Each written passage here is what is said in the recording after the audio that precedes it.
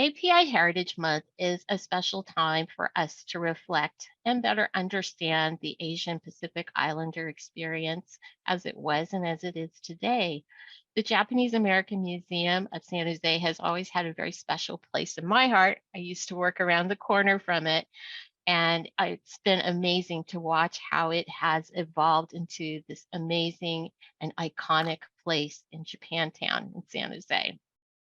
But I would argue it's much more than a place. It's more than a community. It's more like a keeper of both time, of lessons, of history, and a place to reflect on the future and what we want our future to be like. I am so delighted now to introduce our guest speaker, Michael Sera. He is the board president of the museum. During the day and most evenings, Michael is an executive tech consultant building bridges to help bring Japan and Silicon Valley closer together. The rest of the time, he says, he's at the museum. He joined the board in 2011, then managed public programs, then became board president in 2017. His attraction to JAMS was the opportunity to give back to the community. And because, like many students, he never learned very much about the Japanese American experience. Michael is well known in the community as he also serves on boards of the Japanese Chamber of Commerce of Northern America and the Japanese Community Congress of San Jose. A fun fact about Michael is he is an avid swimmer. Welcome, Michael. So glad to have you on the program today. Sophie, thank you so much. And thank you so much for that introduction. So I'm so delighted to be here. Diane, can you tell us, hey, where are the folks chatting? Where are the folks telling us where they're coming in from?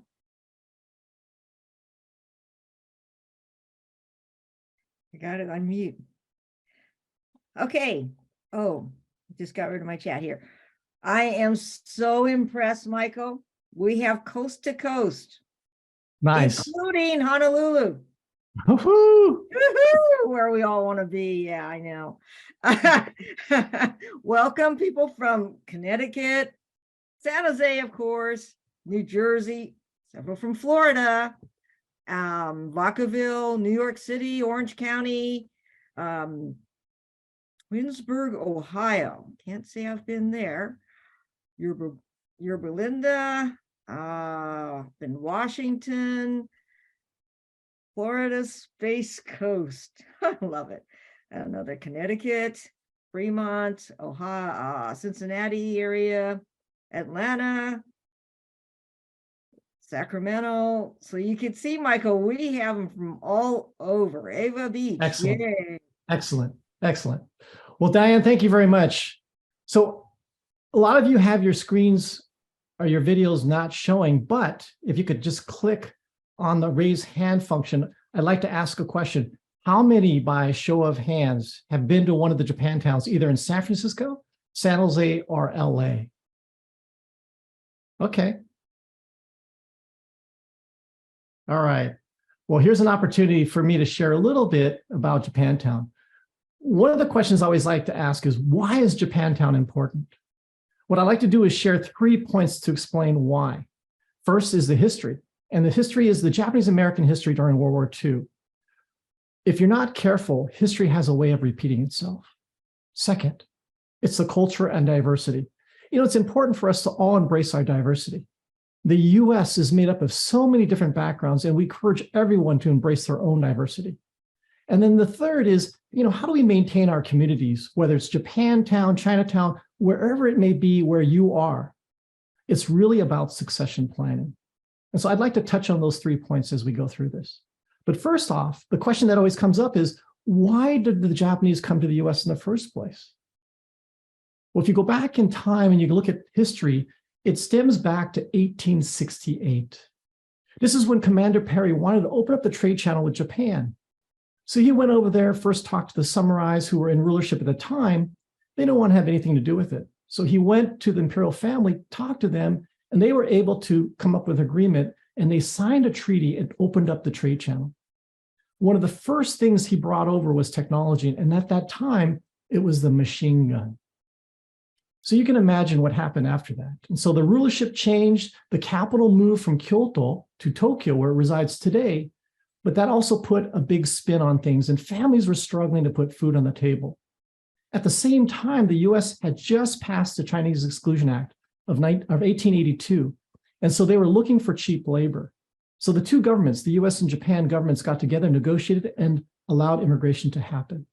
But even before that, Hawaii was already a destination for a lot of immigrants from Japan. And so they were taking a ship over there, working on the sugar cane plantations. And then as the US opened up, that became the next destination. So starting off with Seattle, San Francisco, and then eventually LA. That kept going and things were great until all of a sudden, the US is starting to see too many black-haired, brown-eyed people, well, in my case, a little gray. But in 1907, the gentleman's agreement was signed off, and that stopped issuing passports to laborers. But families were able to come over, but the problem was they were all singles that were over there working. And so what happens next? In 1908, the picture bride era started, where people would share pictures with friends and say, hey, I've got this girl back home that you might want to meet, or hey, I've got this guy I know. And they would go back and forth with letters, postcards, and eventually sign a proxy, sight unseen, and get married. Take a ship on over there to the US and meet for the first time. And so then the families would get started from that point. And that continued on to about 1924, when the Asian Exclusion Act kicked in. And that prevented any further immigration whatsoever into the US. So what happens? So they go to South America. So if you've ever been to Peru or Brazil, you'll see a large population of Japanese immigrants. And that is because of this law. And then, of course, you have the North. So there are about 20,000 that actually went to Canada as well. Looking back in time, there used to be 60 plus Japantowns in California alone. But over time, it's dwindled down to 3. And so we have San Francisco, San Jose, and LA. Now, I personally grew up in San Francisco, but of course, I've lived down here in San Jose much longer. And I have to tell you, looking at all 3 Japantowns, San Jose, I'm a little biased, is probably the best. And it's definitely the most authentic. And why I say that is because we're celebrating, or we have celebrated our 130th anniversary. So one of the oldest Japantowns. And it's mainly hasn't changed that much over the years because we have so many shops and restaurants that are 3rd, if not going on to 4th generations of ownership. Now, people ask, why did Japantown get established where it's at today? If you look at the map, it was because there was a Chinatown here first. It was called Highlandville, named after the person who owned the land who was kind enough to lease this to the Chinese. And this was the 3rd Chinatown in San Jose. The first 2 actually got burned down. And so they moved to this new location and they erected a wooden fence around it to protect the residents. At the same time, the Japanese were looking for a home, and it was difficult for them in the valley to find housing. Nobody would rent to them. But they realized that it was much easier to coexist with other Asians, and at that time it was the Chinese. So they started to live in this area, and then it grew and grew and grew. The second reason, all the field bosses that had farmland would come and pick up the Chinese and take them out to their fields, work an honest day and drop them back off. The Japanese would jump on those same trucks.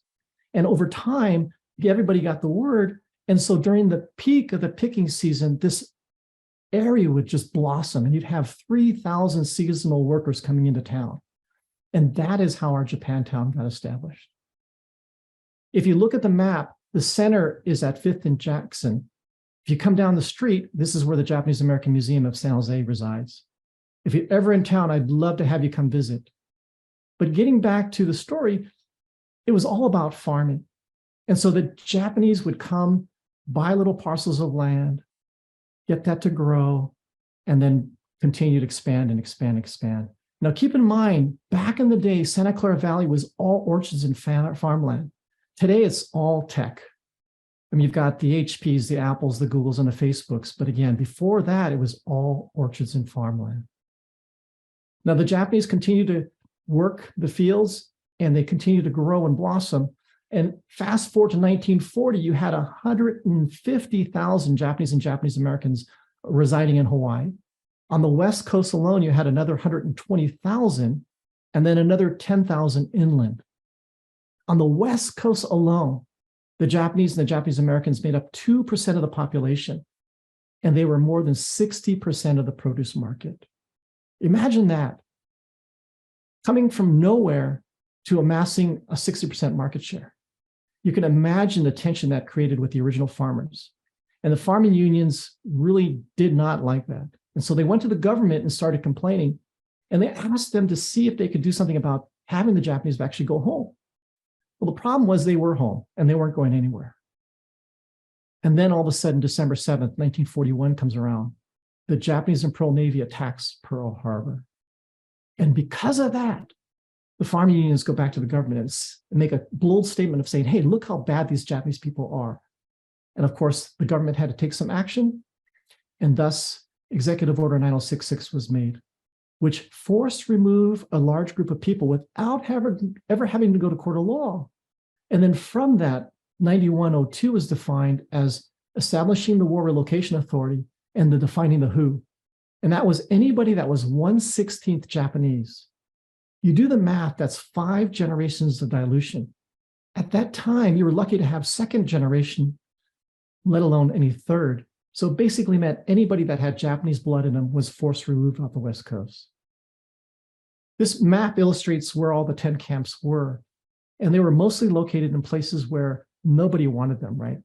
And so desolate areas, far removed from the West Coast. And when we talk about camps, this is what we're talking about. These were military-built camps that were put up very hastily in areas that were pretty much where nobody wanted to live. But we have a word called gaman, and so that's to persevere.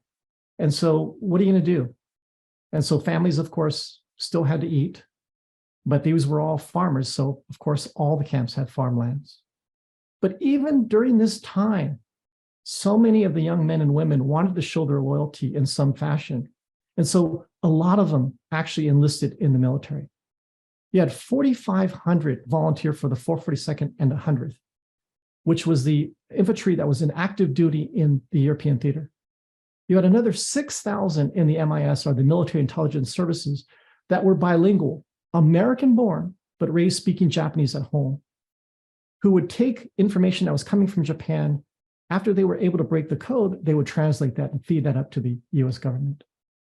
Now, these young men and women were courageous because they were going against everything that everybody was saying about them, but they wanted to prove a point that they were just as loyal as the next American. And one of the sad stories, but it's one of those things that happened, was they would literally put their lives on the line. And this is a story about the Lost Battalion. You had 141st Battalion running through France and Germany at a very fast clip. And an infantry got separated and they were surrounded by the Germans. 270 to be exact. Infantry after infantry tried to go in there and save them, but they couldn't. So as a last resort, they sent the 442nd and 100th. Over 5 days of battle at the cost of 800 injuries and casualties, they finally prevailed to save 211. Do the math. It doesn't make sense. But they wanted to prove a point, and they were going to do whatever it took. And this is just one of many, many stories that goes on. But it's because of this bravery, it's because of this courage that people like myself can stand proud and say, hey, I'm an American. And one of the other things, too, that's amazing is for the size of this infantry, they were the most highly decorated, amassing 18,000 individual decorations. Of those, 9,500 Purple Hearts. Just amazing to think about. And so a lot of times school groups come into the museum, and I like to share this image with them because the bamboo is such a resilient plant. If you ever planted it in your backyard, you know what I'm talking about. But that's like the Japanese soul as well. I mean, we've had hardships here in the US, but even in Japan, you look at Hiroshima, Nagasaki, or even the Kobe earthquake in 95, and more recently, the Tohoku earthquake, tsunami, and nuclear power plant in 2011. But they always bounce back. And why is this history important? People need to know about this story, because if you forget about it, we have a tendency to repeat it. And that's where the Japanese American Museum of San Jose comes in. our mission is CPS, and that's to collect, preserve, and share this Japanese American history, culture, and arts with a focus on the Greater Bay Area. But during the pandemic, we've gone virtual, and so the audience has gotten much bigger, just like all the folks here that are joining us from the East Coast as well as locally here. And our vision is 3 I's, and that's to build bridges of human understanding through inspiration, innovation, and inclusion. And so for those of you that are in the area, I'd love to have you come visit the museum. The picture on the upper left corner is the museum itself. It's 6,400 square feet in the main building. We have a replica of the barrack, and so you can come in and get a feel for what the living conditions were like. We have a back lot that's another 2,400 square feet of agricultural equipment that was used in that time. And there's nothing else like it in this side of the Mississippi. And all of this is made possible because of our members, our volunteers, and our donors. And it's this community of effort that makes this all possible. And the beautiful thing about it is it's the Japanese culture, and it's also about how do we keep this thing alive? And speaking of culture, we do a lot of events at the museum that recognizes the heritage and the culture. And one of them is our Girls' Day exhibit. So it's on March 3rd, 3/3, and it's the Hinamatsuri doll display. The one in the center it's just a beautiful collection. And that is loaned to us by the Consul General of Japan in San Francisco every year. And then the other displays are just an incredible collection. But there's another one that I always like to highlight, and that is the one that came from camp. So one of our volunteers, Gail, is kind enough to loan this to us every year, but it literally was made by her grandparents who made it and crocheted it in camp, and now we get to display it. And it's just such a touching piece because even during that hardship, they were able to find that time to put something like that together for their girls. And then we do an event called Undokai, so a sports event, where we pull from the youth in the community. So in this picture, you see in the top, this is San Jose Taiko, but it's their junior Taiko performing ensemble. On the right, it's the Genki Kids Dancers set up by Noriko Sensei. On the bottom is Nakano Sensei Judo. And on the left, it's Lotus Preschool led by Lynn Yamichi. And so again, we love to pull the community into these events. And then we have relays that all the participants take part in, and we bring in high school volunteers. And then we finish off the event with a kamishibai, or paper play. And the idea behind this is to give the parents 10 to 15 minutes so that one parent can go in and look at the gallery while the other one is watching the kids. Another big event we have in San Jose Japantown is our Obon. And the Betsuin is a sponsor for this, and it's one of the largest, if not the largest, in the US. And this year it's July 8th and 9th. So if you're a local or if you're traveling to the Bay Area, mark your calendar. It's a crazy fun event. They block the streets off, and there are vendors in the streets. And on that Sunday, they do a big dance in the middle of the block. So check it out. In addition to that, San Jose Taiko sponsors our San Jose Japantown Halloween. If you look at this picture, you get a sense for it's not just a kid's holiday anymore. You've got the families dressing up together and coming out and celebrating. And because Taiko's behind this, they'll do a flash mob to Thriller.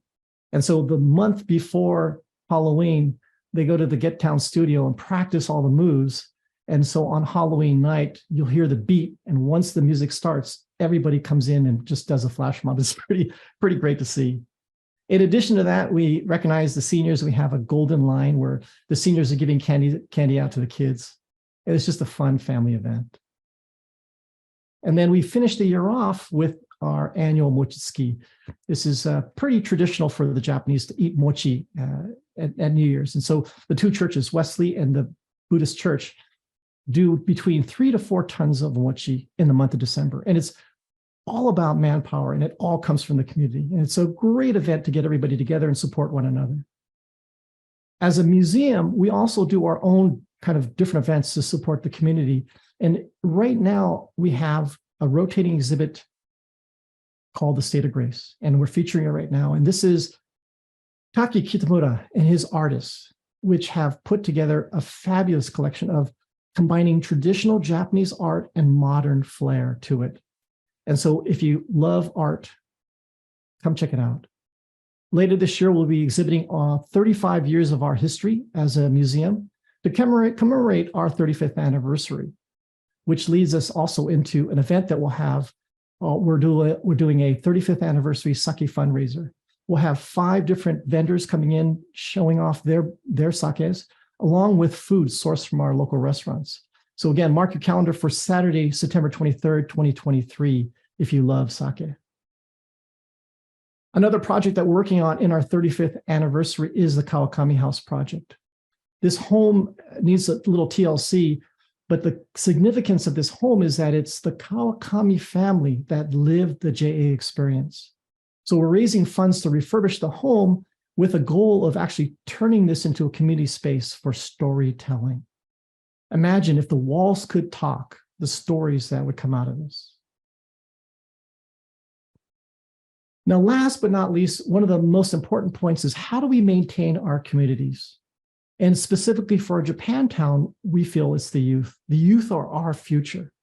And so we have a program called NCI. It's the Nikkei Community Internship Program, which San Francisco, San Jose, and LA come together for 8 weeks. We target university students that have an interest in the community.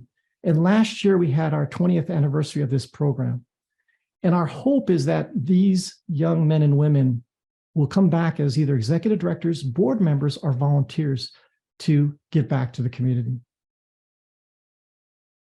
Now, some of you are joining us literally from the East Coast or outside of the city. We have, over the course of this last 2 to 3 years, put together a virtual gallery tour. So there's a QR code here you can flash, or you can just come to the JAMS website, which is just jamsj.org. You go to the visit page, there's a button you push, Take Virtual Tour. We were very fortunate to work with Virtual Eyes Media and Matterport, both local Santa Clara Valley companies. They came into the museum and did a 360 scan of the entire museum. So now you can literally virtually tour the museum without having to get up out of your chair. So check it out. We hope that by seeing it, it'll encourage you to come in person, because there's nothing that replaces a docent-led tour. That's where you pick up all the stories. And so I encourage you to do that as well. So in summary, why is Japantown important? Again, 3 things. History. Remember history, or it will repeat itself. Culture. Embrace the diversity that makes us all unique. And then look at the future. And that really is the youth and the succession planning. So my call to action to all of you, if you have time, I encourage you to volunteer in your community. Get involved. It's amazing what you see from the inside versus from the outside. If you have money, donate to a community NPO. They'll love you for it. No money, no time, no problem. You have to eat, so dine and shop in your community and help maintain it. I'm Michael Sera. I love my community. What about you? Diane, are there any questions in the chat? There most certainly are, and some comments. Thank you, everyone. Okay, let's see if I can get down the list here. Well, I'll work backwards. One very interesting point which Jennifer brought up, or Julie maybe, that you might want to touch on is how do you volunteer? And do you need volunteers? Absolutely, always. So there is a, if you go to the JAMS website, you can look at support, and there'll be a volunteer sign up. So feel free to do that. If you have any problems with that, feel free to reach out to me as well. I'm just michael@jamssj.org. Great. So thanks for that question, Diane. Yeah. Carl asked us, I'm not sure what this means. Tell me if you want to answer this or not. Does Picacho lay down a beat? That was when you were showing the Girls' Day dolls. Okay, I'm sorry, what was the question? Does Picacho lay down a beat? So I'm not sure. I'm not sure I understand the At question. the time of when you're showing the girls' dolls, but okay, we'll go to Yeah, that. let's go to the next one. Okay. So Lori asks, were Japanese people the only Asians barred from coming to the US, or were people of other countries also barred, and this is in reference to the 1924 law. Yeah, so it was the Asian Exclusion Act. So all Asians were barred from coming in. So every Asian at the time, it was mainly the Chinese and the Japanese, but all Asians were excluded. Okay, thank you for that. Thanks for the question. There's a question about whether your slide deck would be available. I'm sorry, say again? Would your slide deck, would you share your slide deck with? Yeah. So Sophie, I think you're recording this, and so I believe the recording will go live. And so I'm just guessing, but I'm assuming that everybody that's participating will get an email with the link. Yes, I have written in there that, as Sophie mentioned in the introduction, that it will go on our AARP YouTube channel after it's been reviewed. Perfect. So there you go. Okay. And people are happy that you shared the way to visit virtually. Awesome. And besides myself, I think so there's a really love sake, but I forgot to write down the date of your sake tasting. 23rd of September. Oh, we have to wait that long? I know, I'm sorry. It's guaranteed to be a fun event. We've done this, we did this last year live. Prior to that, Julie attests to, we've done it virtually. They're all fun, but nothing like drinking and eating food in person. It's just, it's fun. It's a lot of fun. Yeah, I'm so happy that the Obon is going to be on again too. Yeah, for sure, right? Okay, we had another question. Were the Japanese that went to South America treated better than the US government treated the Japanese?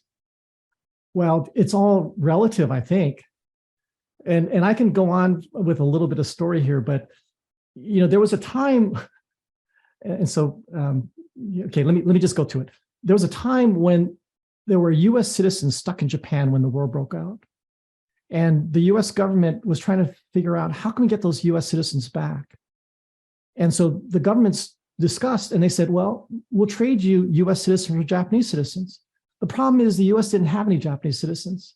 So somebody in the office came up with a great idea. Hey, let's go to Peru and let's kidnap folks from Peru that are Japanese and bring them over here. And when it comes time to trade them, we'll trade them. And that's exactly what they did. So people like Art Shibayama was one of those Peruvians who was kidnapped from his country, Peru, brought over to the US, put in Crystal City, which was a Department of Justice camp. And when it came time to trade, they trade them with US citizens that were stuck in Japan, and that worked one time. The second time, the government on the Japan side started to talk to these people and ask them questions, but they didn't speak any Japanese. So the government's looking at these people going, wait a minute, how come you don't speak any Japanese? And so, of course, they figured out that they weren't even from the US, they weren't even from Japan, they were from Peru. And so that was the end of that. But they were kept here in the US until after the war, and they were never given recognition for what happened until recently. Art's daughter, Becky, is still fighting the fight, and they're getting close. They've actually gotten acknowledgement, but they haven't gotten all the reparations back yet. So, but that's a long answer to a short question. But so in some regards, they weren't put into camp. So that's a good sign. But literally, if you're allowing your people to be kidnapped and brought over to another country, is that treating them well? Yeah. Oh, we have a couple more, Michael. I think we have time for. Okay. Sophie's actually asking, is the museum seeking any more artifacts? So thank you for that question. The challenge we have, and that's one of the other reasons why we're working on this rehab, the Kawakami house actually has a second story. And so we're reinforcing the floor so that we can put more artifacts in there, and we're going to air condition, cool it, keep it temperature controlled.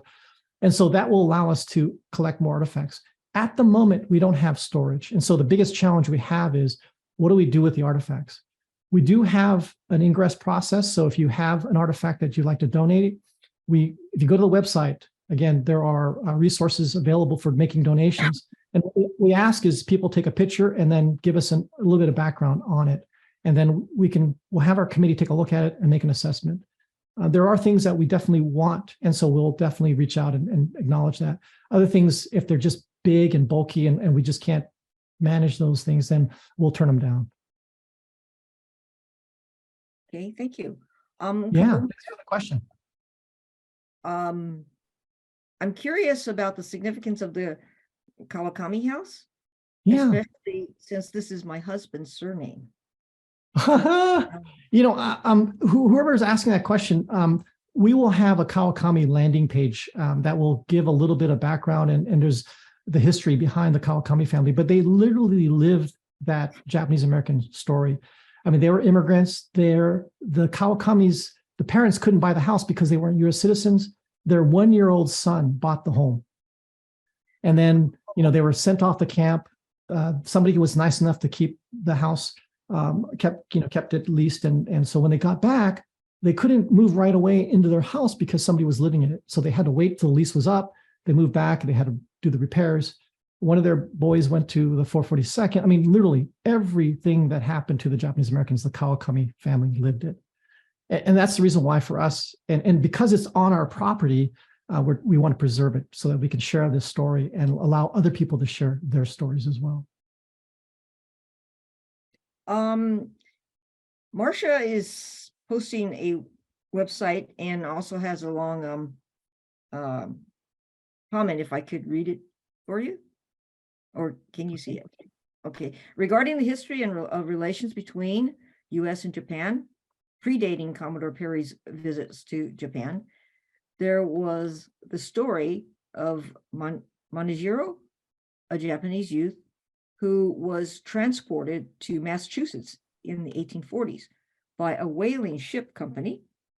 This is the Manijiro Trail there's actually one in Fairhaven, Massachusetts, which has buildings pertinent to Manijiro's time in Massachusetts. It's interesting. Later on, Manijiro's fluency in English helped when Japan was opening to trade with the West. More information is available, and she gives the website. Thank you for that. Yeah, Diane, I don't think there's a question there, but okay. No, that was just some more information. Okay, thank you.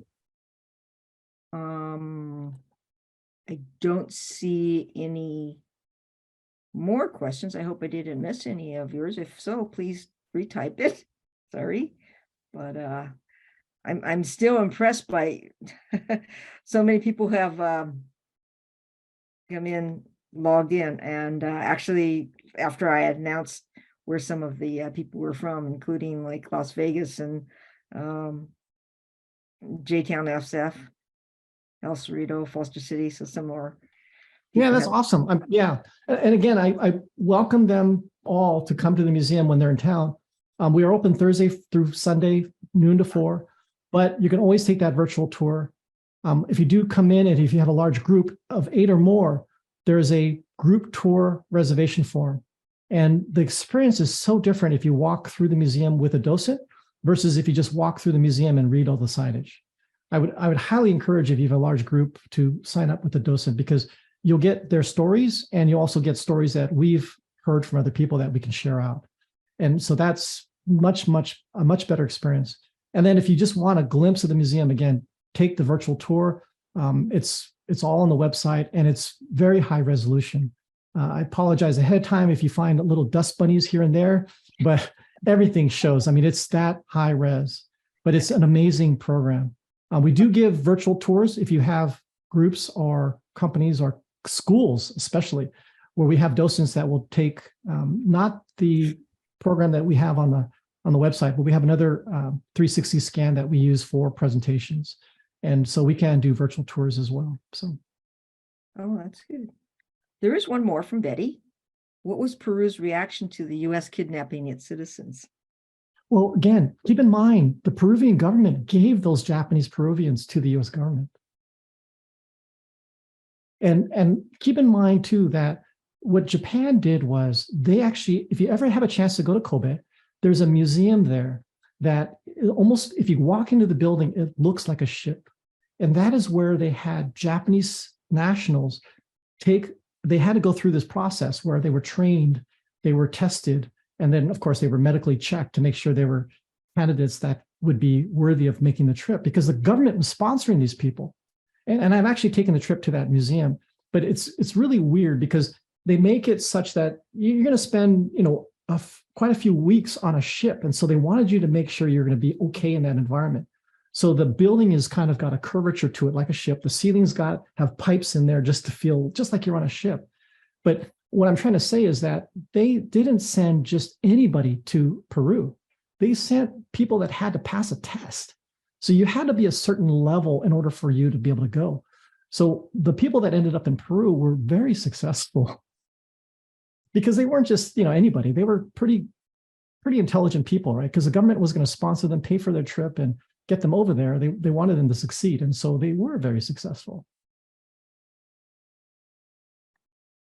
Angie has a further question on the same topic. What did Peru get in exchange for its citizens of Japanese descent?